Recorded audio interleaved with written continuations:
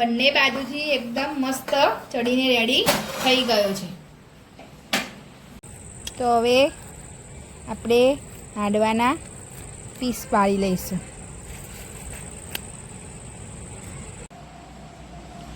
તો આપણો હાંડવો જો અંદરથી એકદમ સોફ્ટ અને બહારથી એકદમ ક્રિસ્પી મસ્ત બને છે અને ટેસ્ટમાં પણ બહુ મસ્ત બને છે। તમે આને તો હેલો ફ્રેન્ડ્સ, આજે આપણે સોજીનો વેજીટેબલ હાંડવો બનાવીશું।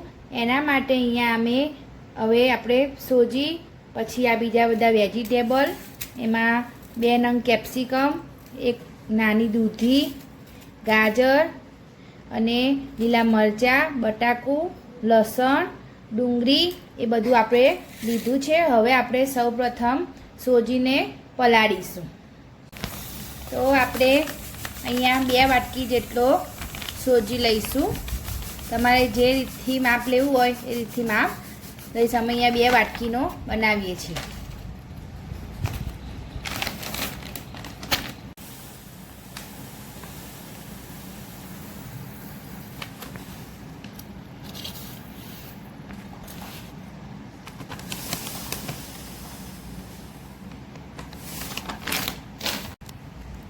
પછી અમે એમાં 1 મોટી ચમચી જેટલો ચણાનો લોટ એડ કરીશું। આ અમારું સિક્રેટ ઇન્ગ્રેડિયન્ટ છે। તમારે એમાં આપણે 1 વાટકી જેટલી સહેજ ખટાશવાળી છાશ એડ કરીશું। હવે બધું આપણે મિલાવી લઈશું।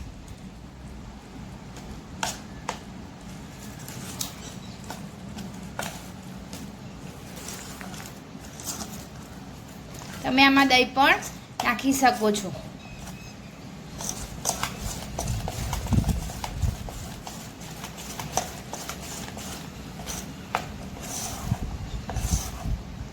પછી આને આપણે હવે 15 મિનિટ જેટલો રેસ્ટ આપીશું।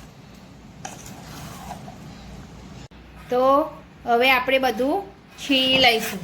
છીણીની મદદથી વેજીટેબલ જે બધું લીધું હતું આ રીતે છીણીની મદદથી બધું છીણી લઈશું।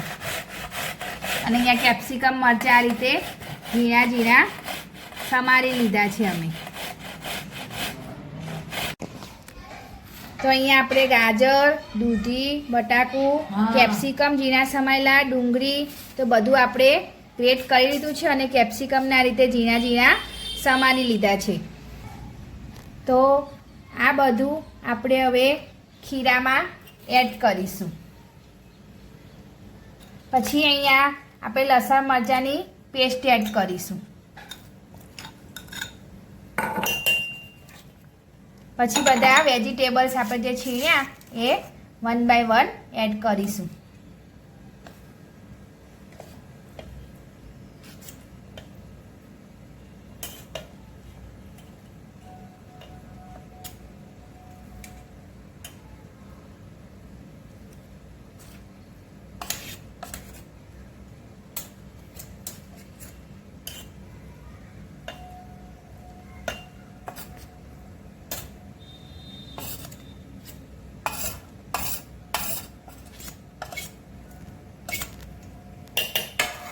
પછી બધું આપણે મિલાવી લઈશું।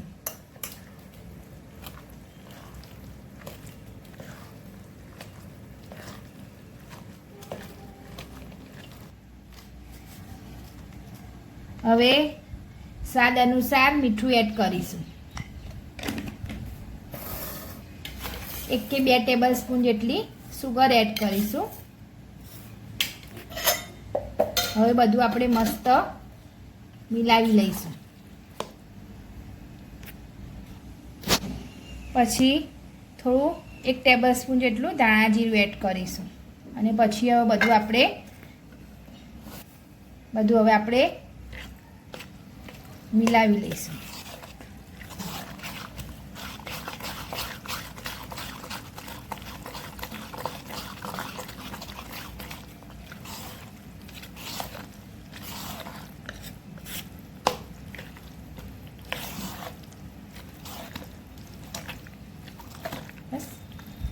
આપણે હાંડવા માટેનો વઘાર કરીશું। 1 ટેબલ સ્પૂન જેટલું અમે તેલ લઈશું.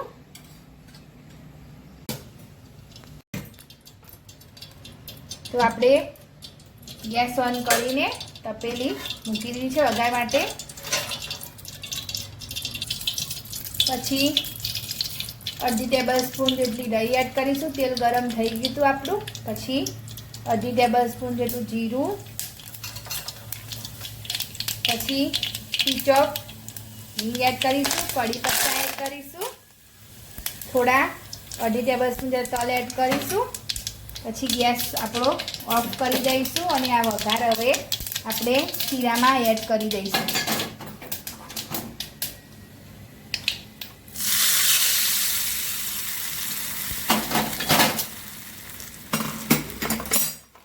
પછી બધું મિલાવી લઈશું.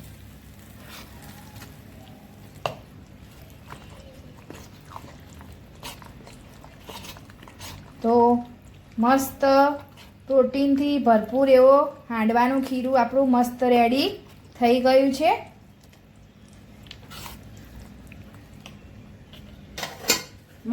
હવે ઢાંકણ ઢાંકીને એને આપણે થોડી વાર માટે મૂકી રાખીશું. તો હવે આપણે સોજીનો પુડલો ઉતારીશું. એકવાર બધું મિલાવી લઈએ.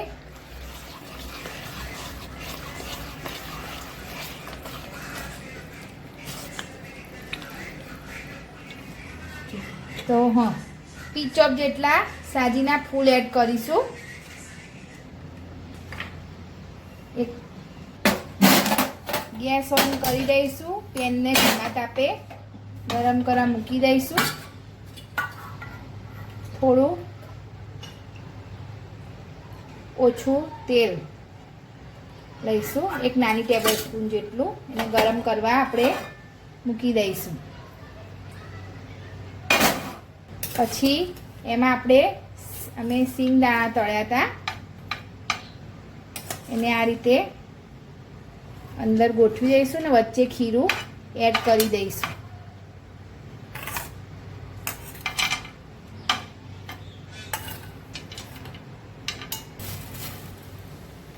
પછી થોડા તલ સ્પ્રિંકલ કરીશું એમાં. અને હવે આપણે હાંડવાને એક જ ડાયરેક્શનમાં બરોબર હલાવી લઈશું.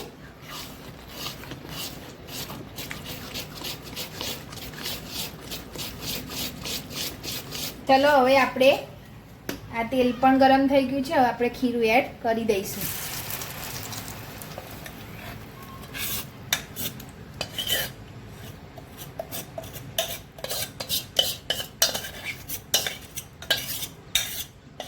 હવે એક બાજુ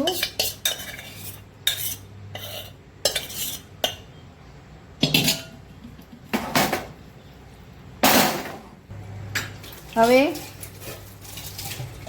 ઢાંકણ ઢાંકીને એક સાઈડ 5 થી 10 મિનિટ સુધી આપણે એને ધીમા તાપે ચડવા દઈશું. આપણે હાંડવાને એક સાઈડ ચેક કરી લઈશું. તો એક સાઈડ આપણો ચડી ગયો છે. હવે આપણે એને ઉલટાવી દઈશું.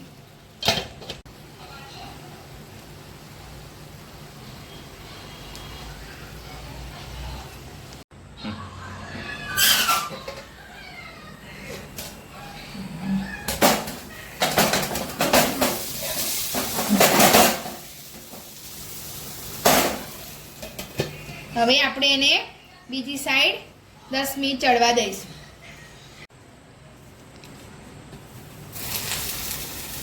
તો આપણો હાંડવો મસ્ત ચડીને રેડી થઈ ગયો છે. એકદમ વેજીટેબલ પ્રોટીનથી ભરપૂર હેલ્ધી હાંડવો મસ્ત રેડી થઈ ગયો છે. એને આપણે હવે સર્વ કરીશું. તો બંને બાજુથી એકદમ મસ્ત ચડીને રેડી થઈ ગયો છે. તો હવે આપણે હાંડવાના પીસ પાડી લઈશું.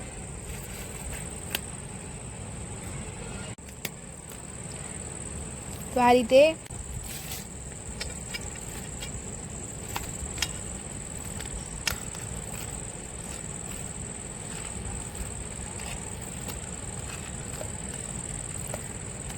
તો મસ્ત પીસ પડી ગયા છે આપણે હાંડવાના. તો તમને અમારી રેસીપી કેવી લાગી તે અમને કોમેન્ટ બોક્સમાં જરૂરથી બતાવજો. અમારી ચેનલને લાઇક કરજો, શેર કરજો, સબસ્ક્રાઈબ કરજો અને તમને અમારી આ રીત કેવી લાગી તે કોમેન્ટ બોક્સમાં જરૂરથી બતાવજો. આ હાંડવો તમે ડાયટમાં પણ ખાઈ શકો છો. એકદમ મસ્ત ટેસ્ટી બને છે અને એકદમ હેલ્ધી, પ્રોટીનથી ભરપૂર એવો વેજીટેબલ સોજીનો હાંડવો તમે એકવાર જરૂરથી ટ્રાય કરજો. તો આપણો હાંડવો જો અંદરથી એકદમ સોફ્ટ અને બહારથી એકદમ ક્રિસ્પી મસ્ત બને છે અને ટેસ્ટમાં પણ બહુ મસ્ત બને છે. તમે આને કેચઅપ સાથે અથવા ચા સાથે પણ ખાઈ શકો છો.